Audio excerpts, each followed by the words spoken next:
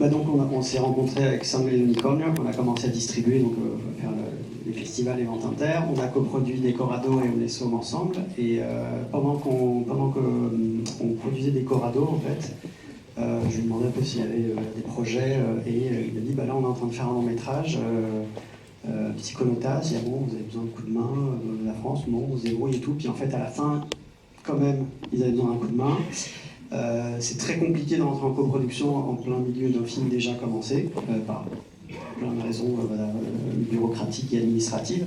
Donc, pour quand même les aider à terminer, on a discuté du coup avec les producteurs espagnols et on a mis de l'argent de notre poche parce qu'on adorait le travail d'Alberto et que le film était vraiment un ovni total. Et donc plus pour les aider à finir notamment des choses sonores, etc., au niveau de la bande-son. Et plutôt dans ces genres de cas, quand on investit un peu d'argent dans un film, on nous donne un pourcentage. Mais là, plutôt que d'avoir 1 ou 2% d'un anti-blockbuster, vous allez voir, on a dit, à la limite, on prend les droits France et on s'occupe de l'envoyer au festival, faire des sous-titres français, le dossier de presse, trouver un distributeur pour la sortie, etc. Donc ce qu'on a fait, on a pris, à partir du moment où le film était fini, on a pris plutôt, on a organisé le fait qu'il puisse vivre en France. Il est sorti en mai 2017 avec Eurozoom. Et voilà, évidemment, on n'a jamais revu la couleur de l'argent, mais on était très contents de participer au film. Mais en tout cas, sur ce film-là, on n'a rien fabriqué, parce que nous, on a aussi des studios à Paris-Angoulême. On fabrique en général, quand on produit un film ou qu'on produit un film. Là, on a vraiment juste payé pour voir. Tu peux demander à Alberto, justement, qu'il a monté son studio à ce moment-là d'animation. Comment il a produit ce film, lui? ¿Cómo fue la producción de Psiconautas? ¿Se montó un estudio de cero? ¿Dónde se sacó el dinero? ¿No? Bueno, el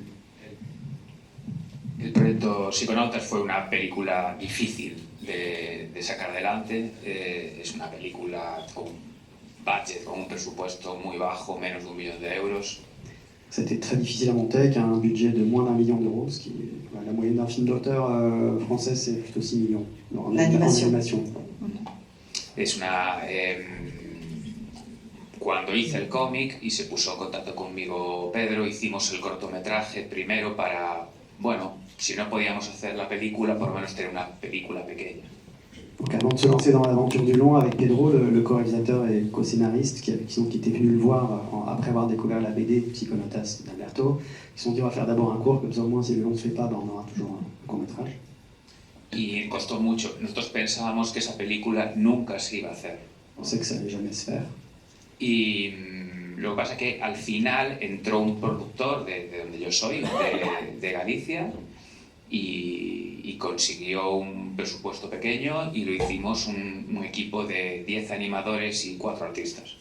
Et donc en cours de production, il y a un producteur de Galice, donc de la région où habite Alberto, qui est rentré, qui a trouvé un petit peu d'argent. Ils ont fait le film avec une toute petite équipe de 10 animateurs et 4 artistes pour les décors. La película está hecha toda en Flash. Tout fait sur Flash. En Flash y la iluminación frame a frame en Photoshop.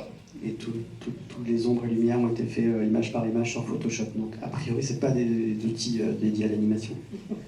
Todo de una manera muy, bueno, muy, pues como se podía hacer en ese momento, ¿no? On a fait un peu ça à l'arrache comme on a pu à ce moment-là.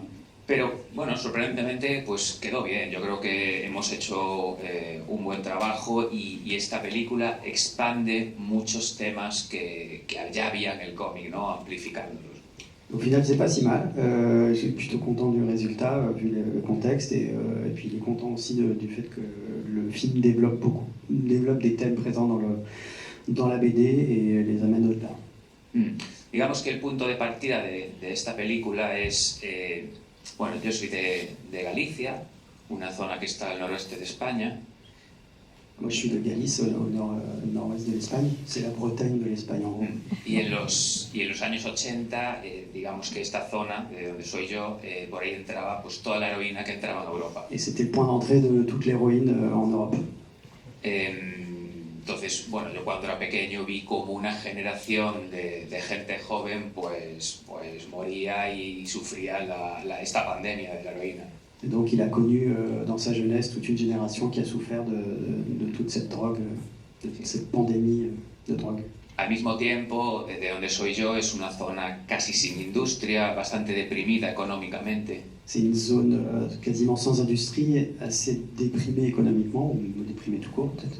Y de esto era un poco lo que quería hablar en Psiconautas, pues que es una especie de mezcla entre cine social y cine fantástico. C'est un mélange entre cinéma social et cinéma fantastique. Y bueno, en realidad es, como yo lo veo, es una metáfora de la adolescencia, de lo que es ser un adolescente. Et c'est une métaphore de ce qu'est l'adolescence. Porque al final yo esta película, claro, este cómic lo hice cuando tenía 23 años y cuando tienes 23 años, ¿de qué puedes hablar? Pues ¿de qué es lo único que conoces? Pues la adolescencia. Comme il a écrit le roman graphique à 23 ans, mais il a parlé de ce qu'il connaissait, c'est-à-dire l'adolescence. Y mucha droga. Y muchas y nada más, espero que os guste y muchas gracias por venir. J'espère que ça vous plaira et merci beaucoup d'être venu. Merci à toi d'être venu.